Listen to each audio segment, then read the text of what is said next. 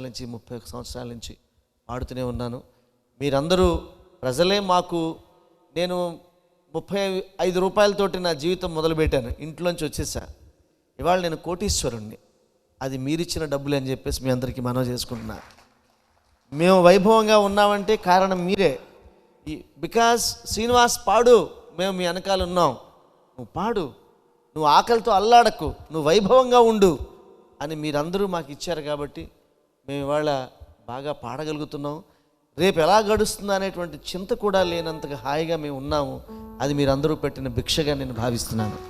ధన్యవాదాలు మీకు. ఎప్పుడు కూడా నేను కానీ, నా కుటుంబం కానీ, నా పరివారం కానీ, నా అభిమానులు కానీ మీ అందరికీ కూడా రుణపడి ఉంటారు.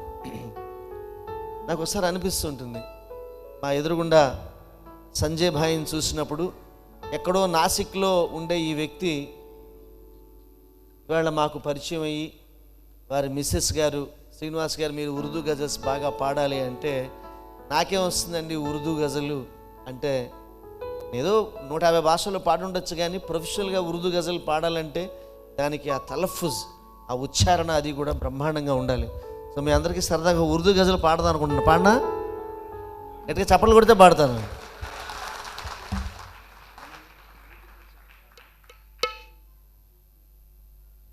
పాడినా వద్దా అంటే మీరు మంచి రసికులు ఉన్నారు సభలో అని ఉర్దూ గజలు పాడాలనిపించింది. సంజయ్ భాయ్ కూడా ఎదురుకుండా ఉన్నాడు కదా అని. చలో సింగ్.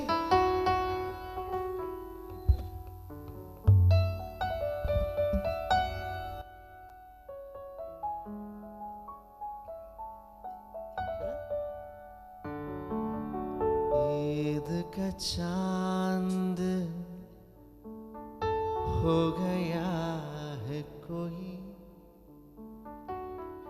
जाने किस देश जा बसा है कोई।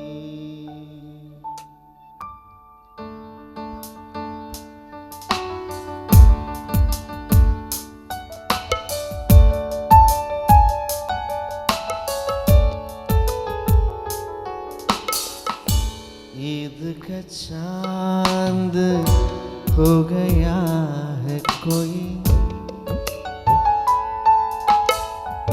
ईद का चांद हो गया है कोई, जाने किस देश जा बसा है कोई। ईद का चांद हो गया है कोई, जाने किस देश जा बसा है कोई।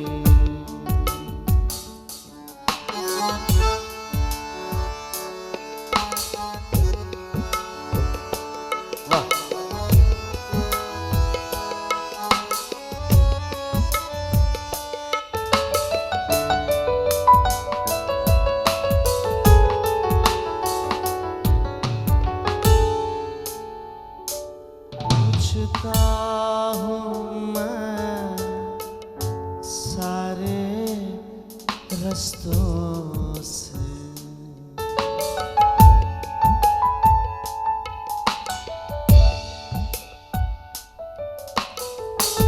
पूछता हूँ मैं सारे रस्तों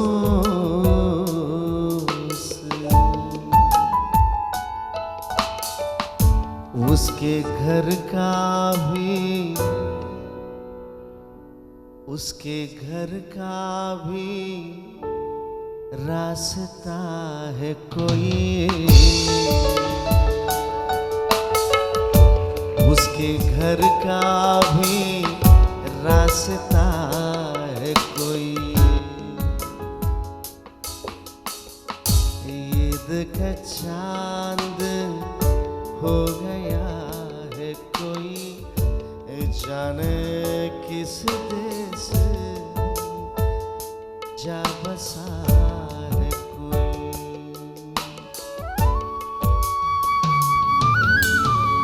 क्या बात है।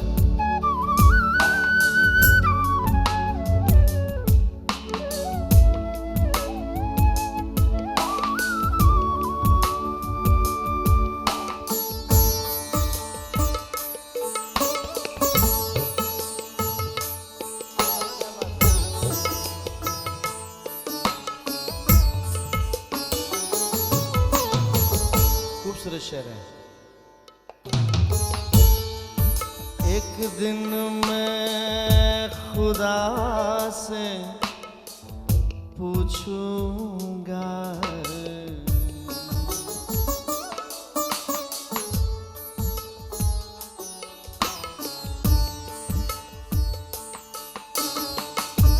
एक दिन मैं खुदा से पूछूंगा,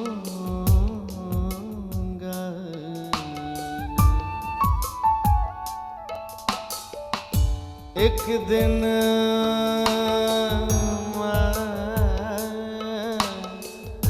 खुदा से पूछूंगा,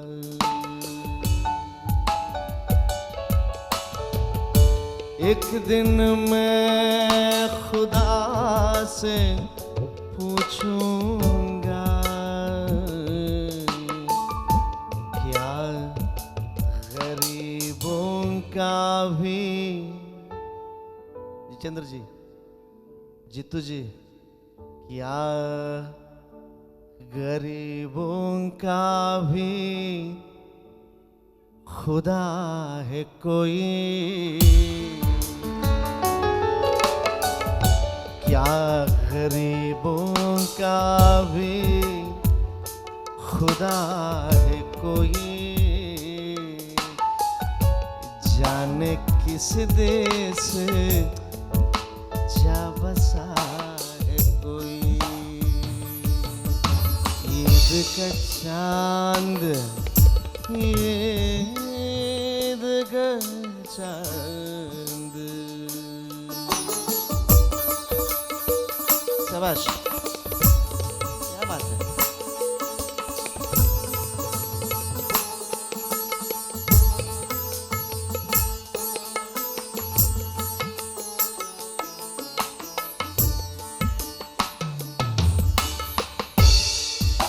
ये शेर सुनिए,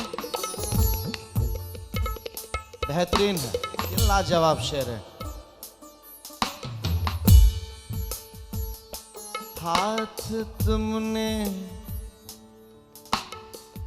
जहां छुड़ाया था, आंध्र महासभा चेयरमैन जी सुन रही हैं? बहुत साल हो गया आप हमको छोड़ के।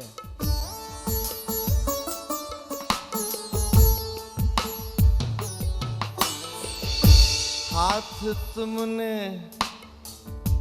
जहां छुड़ाया, सहीदेव जी बाहर जाके लेके उनको बताना है।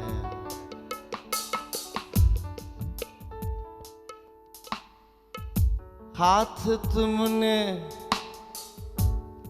जहां छुड़ाया था, आज भी उस जगह,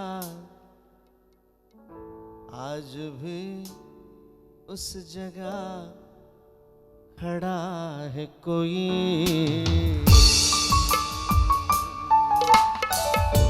आज भी उस जगह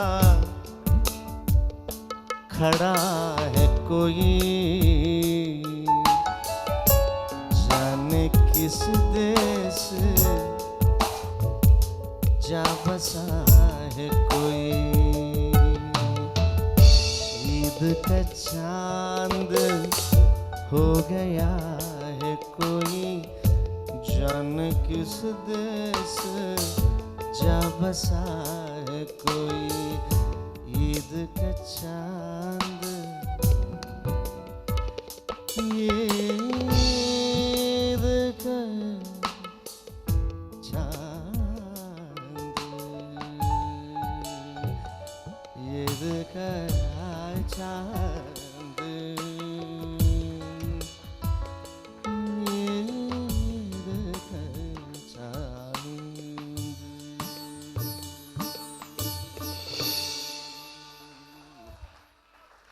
थैंक यू साहब, सिर्फ ये चाहिए हमको, ये सिर्फ ये चाहिए। ईद का चांद हो गया है कोई, जाने किस देश जा बसा है कोई। ईद का चांद हो गया है कोई, जाने किस देश जा बसा है कोई।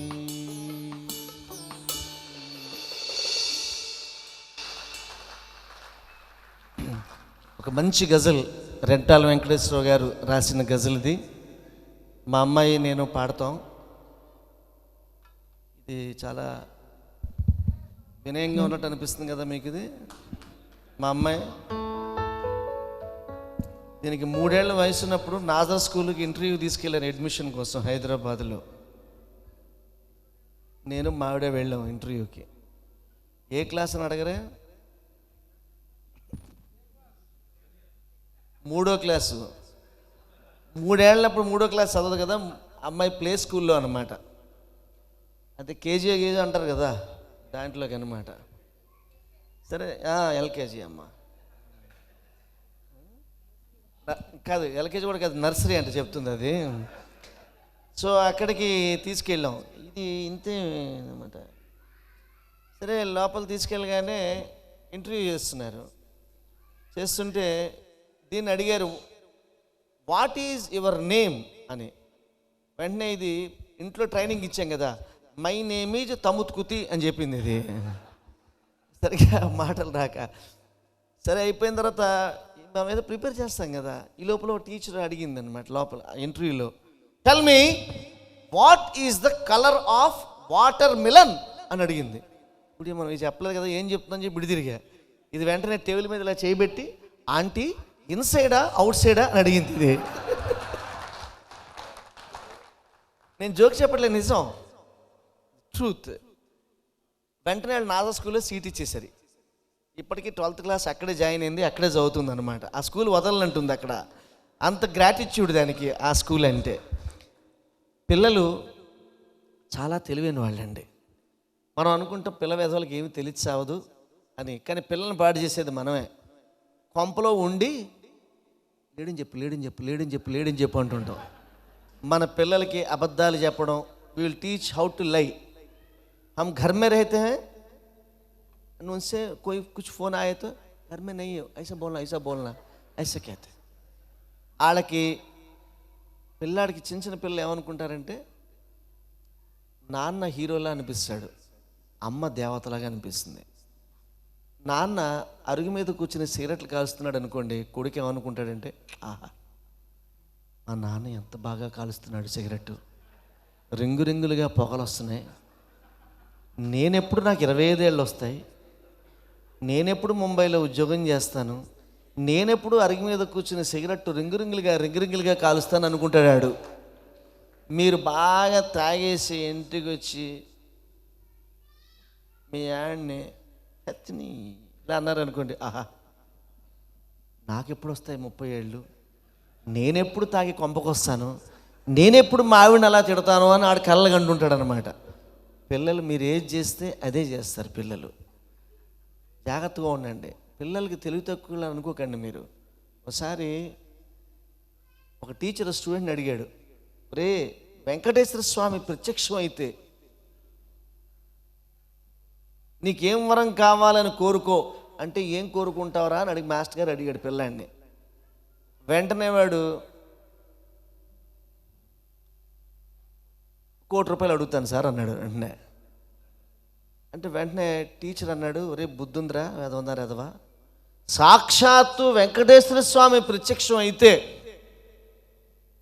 కోటి రూపాయలు అడుగుతాడు రా ఎవడన్నాని, అదే నాకు ప్రత్యక్షం అయితే నేను ఏం కోరుకుంటానో తెలుసా అన్నాడు. ఏం కోరుకుంటారు మాస్టారు అన్నాడు. బుద్ధి కోరుకుంటాను రా వెంకటేశ్వర స్వామిని అన్నాడు. వెంటనే స్టూడెంట్ అన్నాడు, అవునండి ఎవరికి ఏది తక్కువైతే అది అడుగుతాడులేండి అన్నాడు. అంటే పిల్లలు చూడండి ఎంత షార్ప్గా ఉంటారో పిల్లలు. మీరు పుసుక్కుని పిల్లల్ని తక్కువగా అంచనా వేయకండి, వాళ్ళు సెటైర్లు వేసేస్తారు ఇలాగా. జాగ్రత్త పిల్లలు. ఒకసారి స్టూడెంట్ స్కూలు కాలిపోతా ఉంటే ఎదురుగుండా కూర్చుని ఏడుస్తున్నాడు. పిల్లలందరూ అటు పరిగెడుతున్నారు. స్టూడెంట్ ఏడుస్తున్నాడు. అప్పుడు హెడ్ మాస్టర్ గారు అటు వచ్చి, ఏంట్రా ఏడుస్తున్నావు? ఇంకా ఎక్కువ ఏడ్చేస్తున్నాడు వాడు.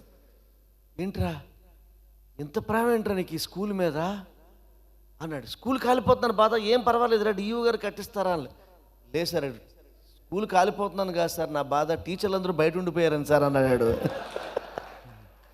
ఇలాగ పిల్లలు విపరీతమైనటువంటి తెలివితేటలు సెటైర్లు వేసేస్తారనమాట. మనం ఒక దృశ్యాన్ని, ఏదైనా ఒక రోడ్డు మీద ఒక దృశ్యాన్ని